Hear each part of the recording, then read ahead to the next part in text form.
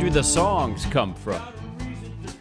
With me today is Mike Duke, songwriter, singer, and keyboardist from Wet Willie and Delbert McClinton, who most notably inked some hits with Huey Lewis and the News, many others.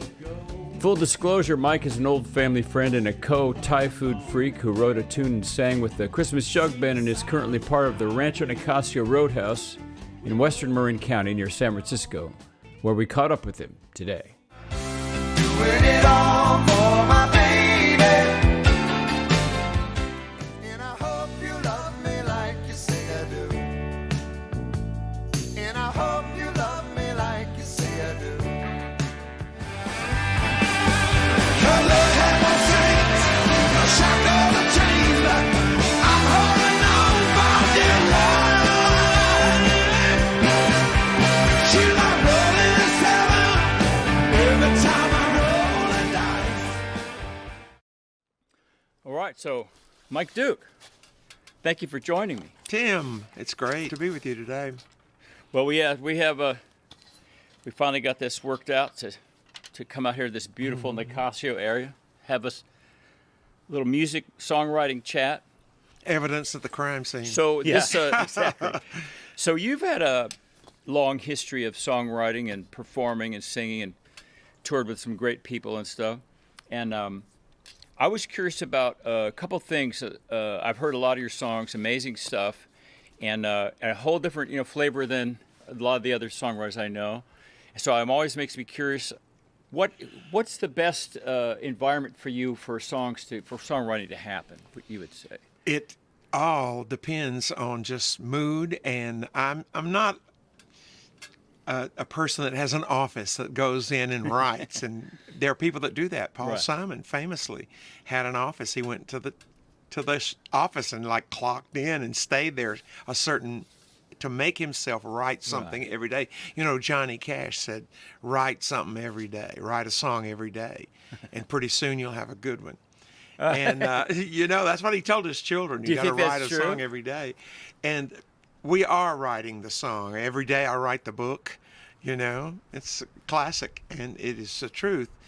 But I don't have any particular method. So you mean like just from day-to-day things that happen, it's all kind of fodder that comes in. Right. And the advice I would give to people who are trying to write is when you have an idea, if it means something to you, it's going to mean something to somebody else. And if you can explain what that feeling is, that's really good.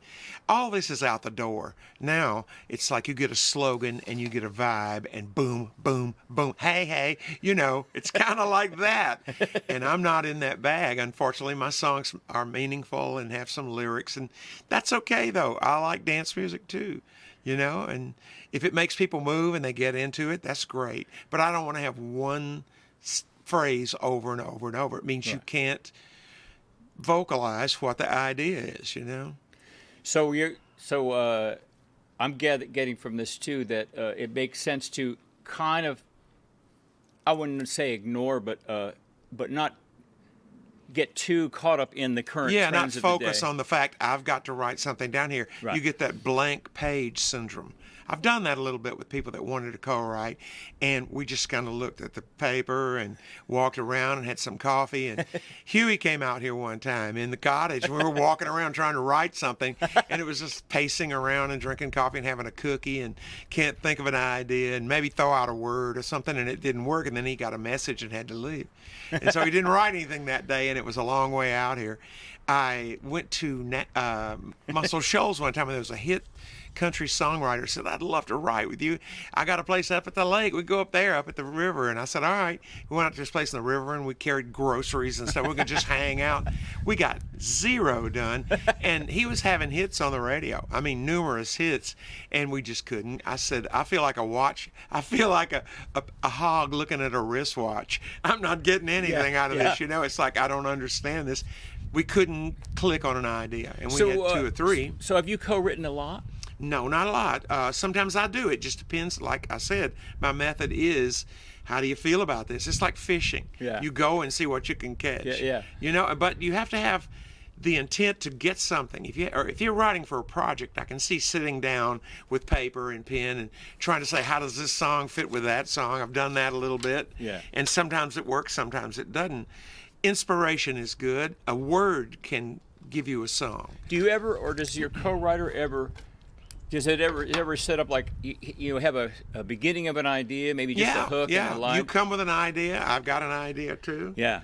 When I co-wrote with Delbert McClinton, I went over to his house and he said, I got a song I want you to help me write another verse for. And we did. And then I said, I've got a song I need you to help me write a verse for. And we finished it. Although I sat down at his baby grand piano and the first chord I played, one of the bass strings busted. And it was like, oh my God, let's hope this isn't, a harbinger. Static electricity. Yeah, well, I don't know. It was like, bam. And it hadn't been played, is what it was.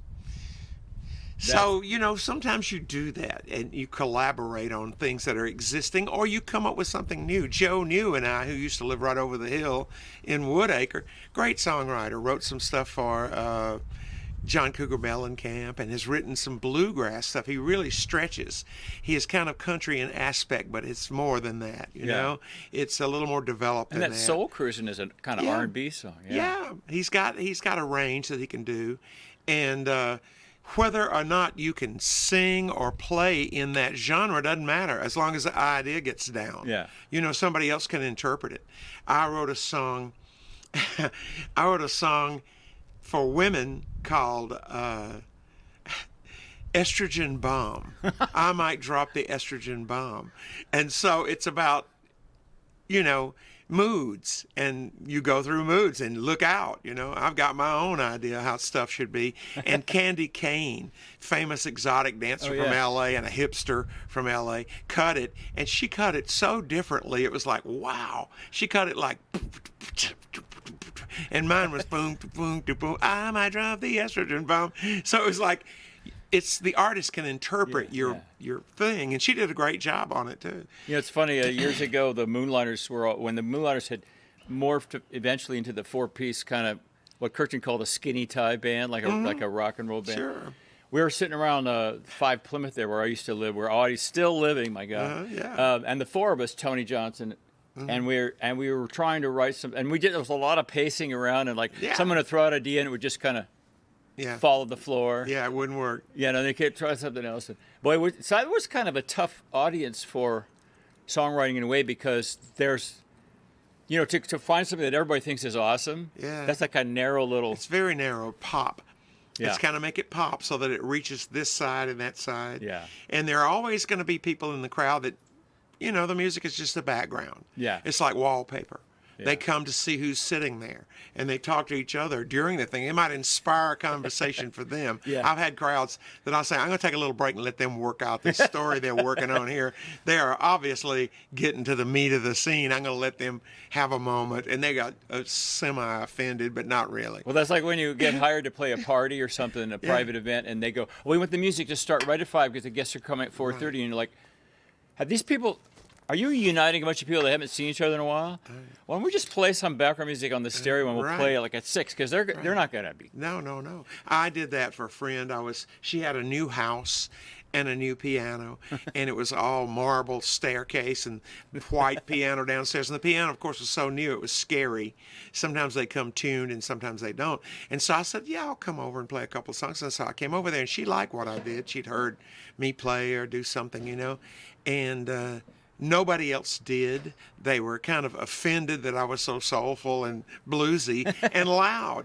And the room was like an echo chamber. It was like anything you did was like bang, So somebody came over and said, could you keep it down a little bit? Because they were all business. Yeah. They were talking business, and they were going out on the patio rather than be in the main room, the entrance, the foyer. And so I closed the lid on the piano, and I played softer and sang softer, and that was still too much. So I just barely played, And then this woman came over to me and said, do you know any folk songs?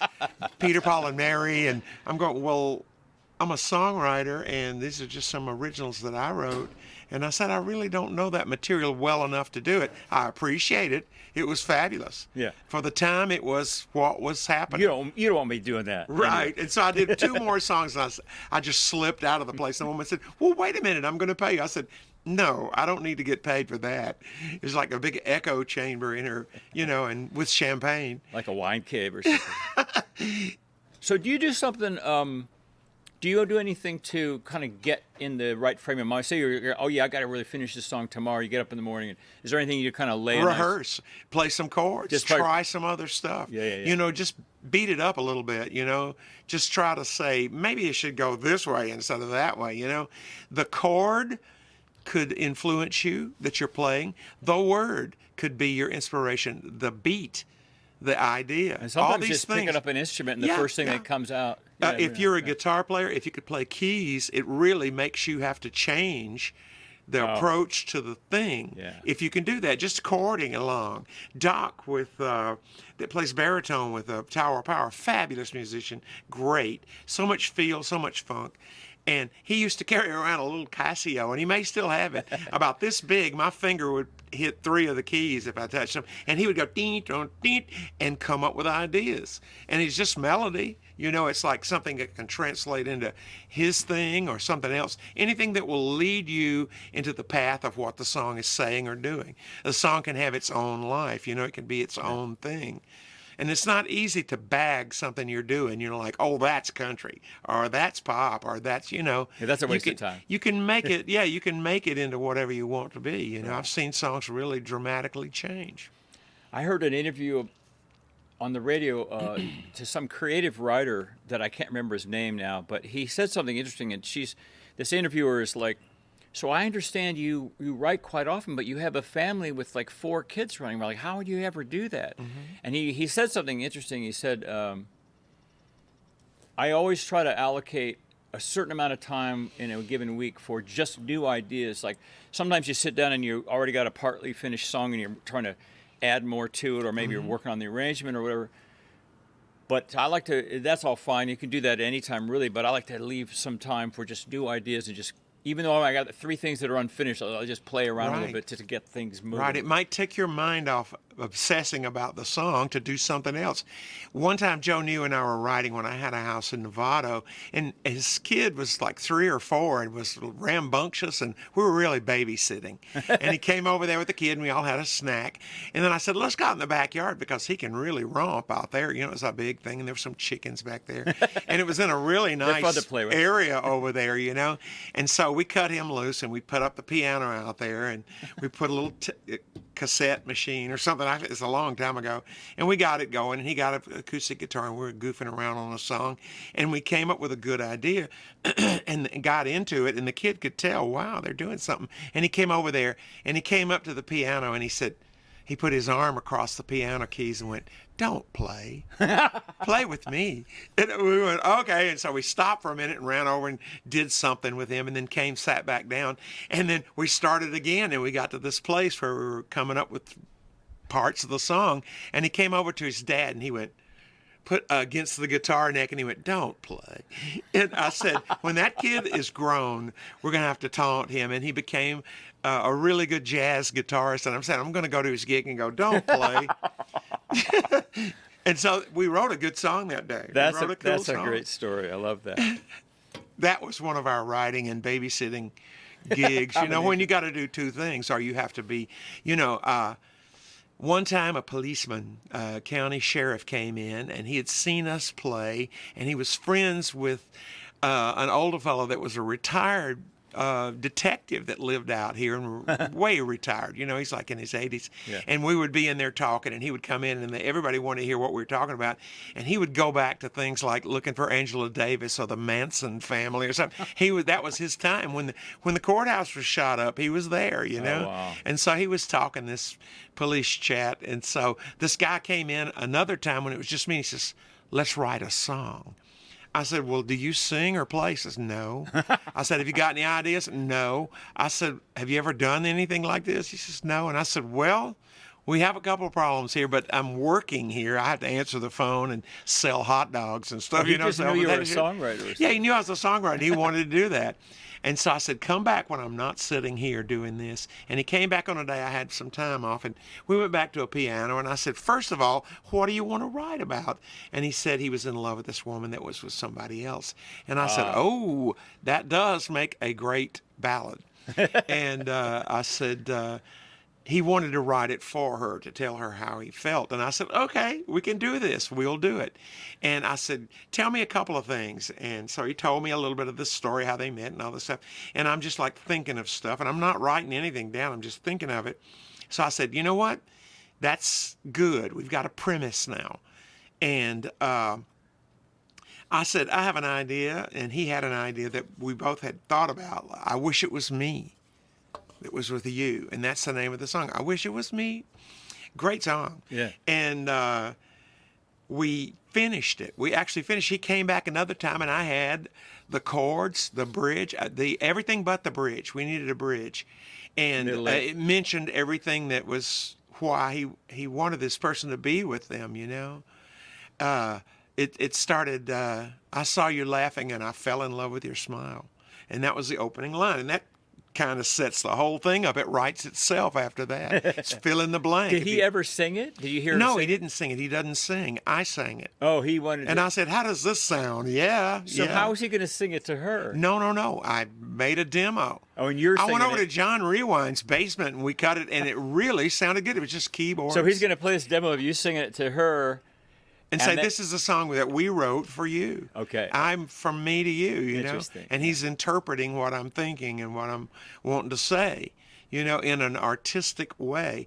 And so it was so funny. He came back the third time, and we went out, and I was playing the piano, and I showed him what I had, and he said, that sounds really good. I said, it needs to go somewhere else. A bridge is the typical format to change from the verse to another structure in the song, so that you aren't just saying the verse over and over and singing the same melody.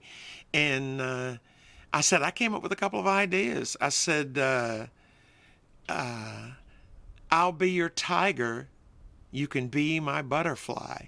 And he went, wait a minute.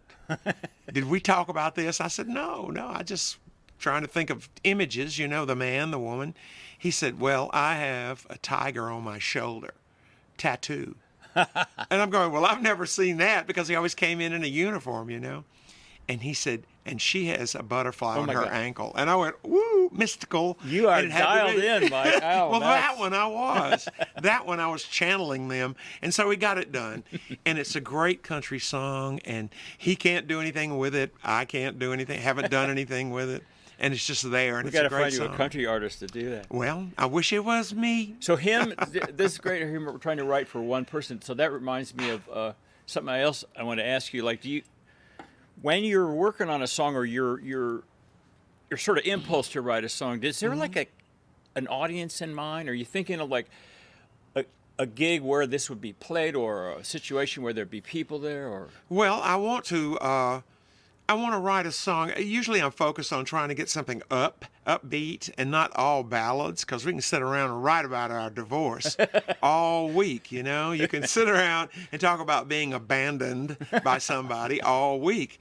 But unless it's really a strong idea, I would say try to write something upbeat and something that's joyous. And I would love to write something up there and danceable and fun, you know, but I don't sit down with a focus just to do that.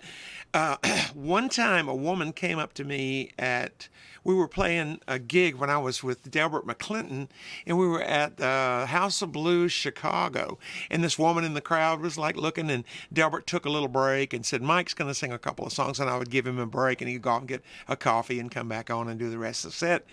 And so, after the show, she came back and said, I want to talk to you. I said, okay, what's up? She said, well, I've got a script, and I need a piece of music written for it. Have you ever done anything like that? And I said, no, but I can write some music. I can do this. And she said, describe the scene.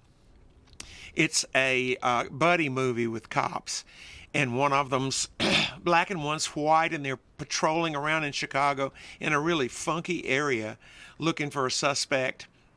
and it's rainy, and the windshield wipers are clicking, you Wow. know, and it suggested the song, and I called it "Going There," and it's like boom, boom, boom, boom, boom, boom, boom, ba-da. And it was like, wow, it's pretty mystical. Like, what is this going to say? Is it going to have words? No, it didn't have words. And it was just like to set the tone Yeah. of this.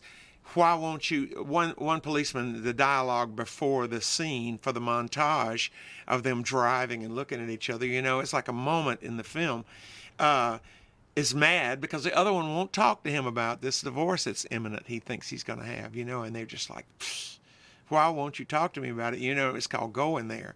And it was like, I wrote that, and it was incredible. I sent her the music. She loved it. She lost the backer that was going to do the movie because it was about Louisville and killing thoroughbred horses for the insurance, and it still occurs, mob-related. And she told me that her dad had talked to her about this back in the 70s. It was prominent that was happening, and they were investigating it. Look at the Churchill Downs this year. There's been 3 of those in the last year. Yes, It's still wow. Deaths of horses at the Do you track. suppose they got to the backer or something? No, I don't know, but he said you shouldn't go ahead with this because you might be in danger. You know, somebody might not want this highlighted that this occurs, and that's your premise for the movie. You got to be a completely anonymous or something. And so it's going there, all right. But the music was great. I got to play with Wayne Perkins, the guitarist that almost became a Rolling Stone. He was in L.A. and he was playing. Great acoustic player. He was playing with Joni Mitchell and people like that. He played on "Help Me, I'm Falling," and he played on great songs. And he's in the background. And it just metronomic, you know, just great, sensitive, good acoustic guitar. He played on it, and then we had a great harmonica player that played on it. So I really enjoyed doing it, whether it got worked or not. I hate that it's out there like a orphan. I'd love for my songs to have a home. Somebody cut some of my music. So here's a question for you. Mm-hmm. You've done some co-writing, and there's a big issue of when the song's done. Like, how do you split it up, you know? And I know traditionally back when they first started publishing music, it was thought of as melody and lyrics. That's so you right. had the 2 things, but Music and words. it seems as time has gone by, like you'll have... It's all merged together. That's back in the day of, like, before there's There's bands. never an A&R person anymore either. There's not an arranger. Well, but nowadays you have, since like the Beatles and whatever, you have the bands are arranging as they rehearse. They're coming up That's with, right. and they might even come up with a cool intro or bridge that wasn't there when the song was written. And so That's why your producer is crucial. If he can add an element of control or suggest something cool, But does any of that stuff ever enter into the writing. the split? Because, you know, sometimes the arrangement makes it.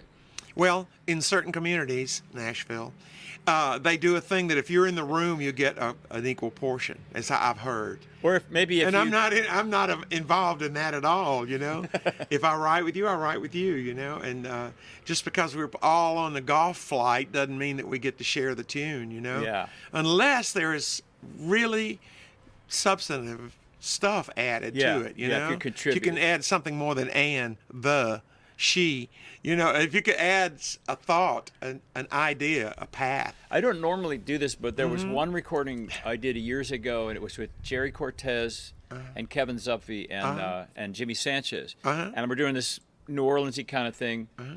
And I had this sound I wanted. I wanted sort of a Chuck Berry sound, but I wanted it to be kind of legit. I didn't want it to be his sound, but I wanted those It's just riffs. totally derivative. You wanted something original in that mode. Right. So I borrowed this L5 Gibson from my friend Vic Smith, which at that point was a $5,000 guitar. It's probably, I don't know what it's worth now. It's Yeah. like those It's on the thick- wall. Some entrepreneurs. Those thick jazz guitars with the Yeah. heavy strings. Yeah. And I gave it to Jerry. I played with a Cortez. guy that played a Kessel, a Barney Kessel, a purple left-handed one. Well, I did. I gave it to Jerry on purpose because I wanted, you know, that this kind of stuff, and I didn't want. He's such a gunslinger, man. He's so fast. I wanted to force him to slow down, you know, for this particular Make it song. work because you have to reach around the neck. It's so big. Yeah, and it's a beautiful tone, and it's just a great tone, and he's an amazing player. So we started doing this song, there, I had the lyrics on and everything. And then there was one take where it just came alive, and then at the very end, it's a song about going down the road called Motorify. It's all about, maybe we had an argument the night before, but let's just go out and have a new day let's just go out on an adventure. Let's get out of here. Let's go do something. And so at the end of the song, there's a solo, and then it comes, there's bridge solo, and then it comes back to some singing, and then it just does this vamp out, and they got really into the spirit of this on this one take, and it took on this life of its own, and all of a sudden it did a right turn. Like Cortez started playing this weird 6/9 chord that it was like his hand was all spread out. A handful. Very cool sounding. And then the piano player kind of went, oh, and he did something. And then the drummer dropped what he was doing. And They moved wrote over. a portion of it. He went over, started doing this Side stick. He had another snare that had more of a rumba kind of sound to it, so he moved over to that, and but the groove kept going. He just kind of took a right Went turn. Latin, and then it was like perfect. Like, oh, we just took the right. We're heading down the other highway, and we're gone. Once you fade him out. Oh, that's and I great. was like, this. So I gave him a piece of the song. Oh, that's great. That's Just right. 'cause- If they've added substantial information and to a lot it. of times that'll happen, but in a minor way, so you don't go all that far. But I thought, I mean, I don't think that you should reward a player for a lick or a little rhythm thing unless it is substantial, unless it makes the song thing. well, it's kind of like the fact that we all went somewhere together. That seemed just special enough to me, and it was one of those That's things. creating when you do that. Yeah, that's right. Yeah. And I thought, well, there's a little of that going on all the time, but when it really happens like that, I just go ahead and. I mean, I don't like they made any money off it anyway, but Well, what happened on the thing when I co-wrote the two songs with Delbert was I had one almost finished, and we needed another verse, and he had one almost finished, and so it was like 60-40. Just go that way, Nice. or 60-30-70, whatever. Yeah, whatever yeah. you think. You got two pieces of it. There's another one, I think too, Just be fair. It's smart to come up with that split really soon after it's written. Yeah. Because if you wait for years to go Yeah. by, you have Yeah. completely different ideas Yeah. of what happened. In fact, the song that I had taken to the thing got cut by somebody in Nashville. They saw the Delbert name on there, and and it was a good song. It's called "Let Me Teach You All of My Mistakes." It's great. I can tell you got just what it takes. Let me teach you all of my mistakes. That sounds like a and that Delbert goes song. for you guys trying to write too. Yeah, don't copy my method because I don't have one. I went to carry Bonnie Hayes' hat back to her. She had played a gig out here at Rancho Nicasio. That's where we are. And so I was taking her hat back. I called, hey, Bonnie, you left your knit hat here. It's great. Can I bring it to you? Yeah, come on over here. She told me where she lived in Fairfax. And so I drove over there, and she says, I've got some people over here. We're doing some stuff, but come on in. So I pulled in and I walked in. She's having a little songwriter class, and there were like 3 or 4 people there, and they were working on stuff and talking about method and how you do stuff. And she said, what's your method? And I said, well, it's kind of like fishing. I go and see if I get anything. And she says, oh no, we have ways that you do, like you're writing out a formula, you're making something up, and that is a very valid way to do it. Well, she's got a creative writing background before she's, I think, wrote songs. And so, she was teaching too. And to teach, you have to give people something more than atmosphere. Mine is a lot of atmosphere makes it. I could write from a single word. You could say, have you ever been to Nicasio? Yeah, well, I could write from a single word or an idea or a melody or a rhythm that would suggest a song. Andre Pessis, great writer in the Bay Area, and he and I wrote a song called called "Someone to Love Me," and it had a song called "Need a Little Love and Chemistry." All right, so 3 years later, he's co-writing with Bonnie, and they write a song called "Chemistry." Completely different take on it. It was all about that, not the whole thing. The other ones, I'm searching for somebody, and she was writing about, we got it, and this is why. This is the reason. And that is not pilfering. That's inspiration. Yeah. And if I can inspire somebody to write something, good. Yeah. But there are people that sit down and imitate, and take the song and take it apart and figure out how they did it and made a pattern for it, and write that pattern. I don't like to do that. I don't want to do a formula. You know, I'm it with works because people have a hit and they want one that sounds just like it right behind it. I'm with you, but a different topic will sometimes imply a different approach. You know, like there's I studied filmmaking for a long time, and filmmaking, they've figured out any kind of scenario that happens, and they have a name for it. You know, so they'll have something that happens on. They say if it's a really good movie, you don't need any dialogue hardly because it tells the story. It tells the story. And just visually things that happen and how they. They did it with silent films. And then if the camera's pointing down, if it's pointing up, if various things that, and so I think that sometimes if a bridge comes out of nowhere and goes a weird place, if you're having a really angst-ridden song, then it's appropriate. You know, if you're doing a love ballad, it may not. You know, may don't need all that weirdness. You know? So yeah. Well, I put one of those in. I wrote a Frank Zappa moment in one of my songs. Our song is going, and it goes, ooh, and it goes like bing, bing, ding, ding, into another key and another time. Like it fell down a hole or something. Yeah, like whoa, and then it went right back into the rhythm, and it was like that's just my Frank Zappa moment in that song. So what was the theme of that song? That song was. Oh, I can't even think. But the moment was what was so funny. Everybody in the band went, whoa. And I showed it to them, and I said, here's what I'm doing. And they went, why? And I said, it's a Frank Zappa moment. Like Zappa would take the song apparently absurd and put it into something, you know? He would write about crazy stuff, like call any vegetable. Oh, yeah. And the chances are good the vegetable will respond to you. Help I'm a rock. Yeah. And just stuff. He was a Dada writer, and then he was a very serious classical writer too. An amazing player too. So some people say music is what emotions sound like. Do you think that's true? Yeah, it can evoke emotion. I have played for people and they start crying, and I'm going, oh my God. You know, I want you to enjoy it and relate to it, but she says, it's okay, I really like your song, but you know, and this has happened 2 or 3 times. It's really apparent in movies, and when you're watching movies too, because there'll be a scene where this thing happens that startles you, and then this music will creep in, and it sort of reinforces that. and then sets go, it up. Well, that's what this scene sounds like if you turned it into music. There it is. It's evocative, yeah. And, you know, not that I want to do that. I was making a joke out of the Barry Manilow. I write the songs that make the young girls cry. Yeah. It's like, get out of here. I'm just writing a song that's meaningful. Yeah. And if it hits you that hard, it worked. But I didn't want that to be your reaction. But that's okay if it matters. And that's what she said. Yeah, that means a lot to me. I love that. And it was about what do you do? It's a song that Huey cut called Let Her Go and Start Over, and it's about a divorce.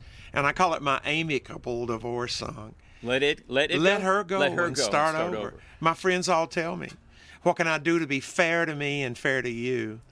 My friends tell me, let her go and start over. There ain't nothing else you can do. Nice. Find that one if you can. It was on a Huey Lewis album that just wasn't gigantic, and it was a great album. I don't know what happened with it. You know, I was talking about this Canty song where she has a song called True, where she goes, how can I be true to me and be true to you? Same true. Once those were the same thing. Yeah. And maybe now they're not very. No. So that kind of ties in with yeah.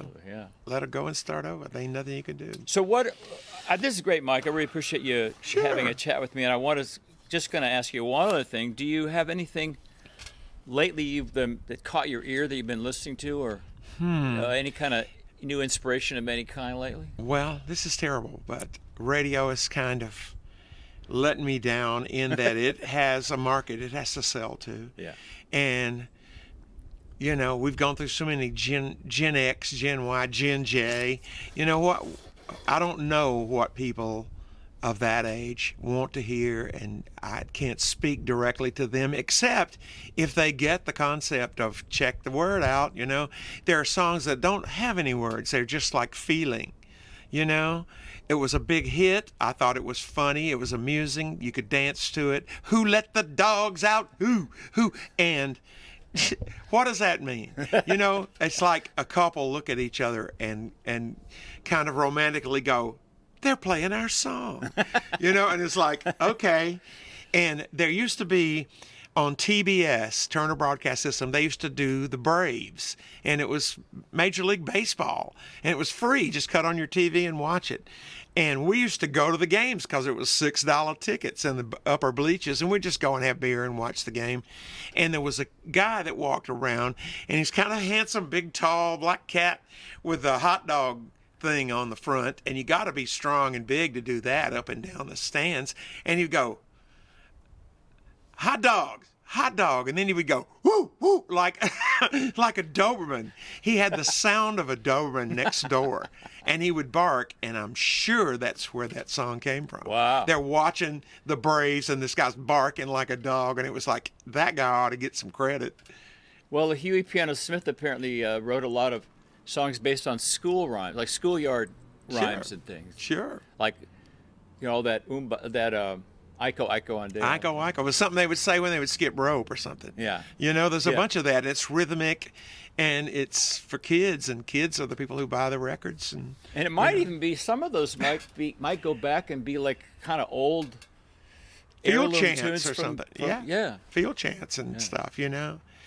What was the one that Tosh did? Hey now, line the track Atlanta. Hey Oh, yeah. now. And it was great stuff, you know. New Orleans is such a mix of cool stuff. Yeah. I write some of that, but I'm not a boogie-woogie piano player. I just play enough piano to accompany my voice. Yeah. And write songs that I can sing. Boy, it that- works for me. It sounds Yeah, yeah. Try to accompany yourself and others, perhaps. And when you're writing, keep everything you come up with.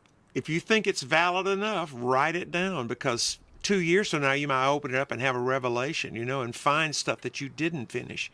I find things all the time. I keep a lot of stuff. I've got stuff from 1968. I found a book that I was writing songs in 1968, Wow. and it was like, what? Way back.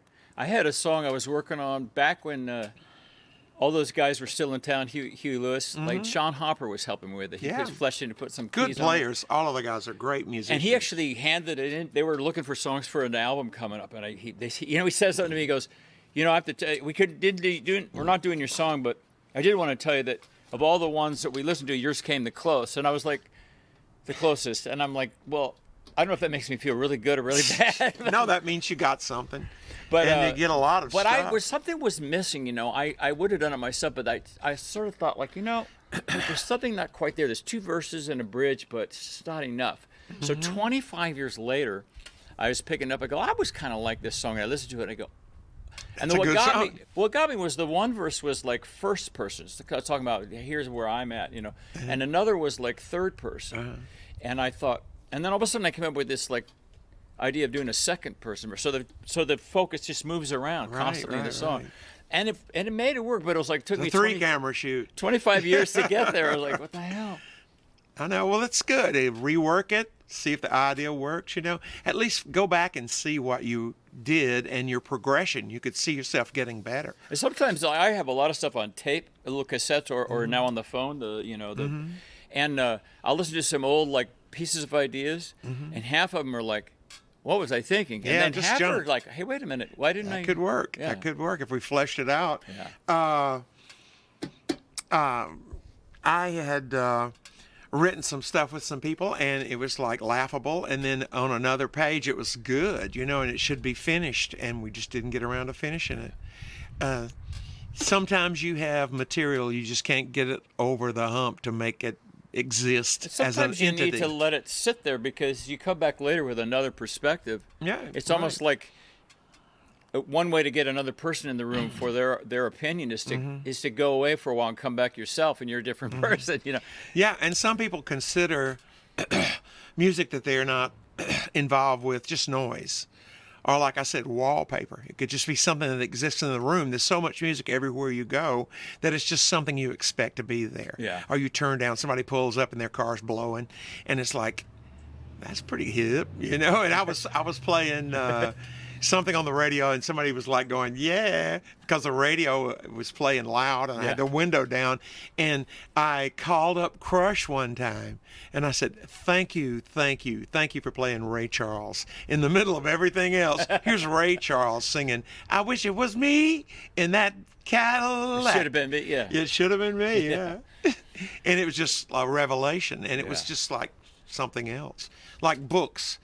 Books are unique, and your songs can be like that. Well, all right, Mike. Appreciate it, man. Cool. Mr. Cool. Mike Duke. Let's hope that somebody writes a hit because we told them a word. Yeah, that there they we like go. to Pick like up to hear. one little crumb. One tidbit. All right. Give me my saddle and give me my spurs. It's time to ride the range again. Out on the prairie, it gets lonely sometimes. And with Mary back at home, I find I'm liking Bossy's sway and walk. She's all mine. I love her move. It ain't no joke. Why do you think they call them cowpokes?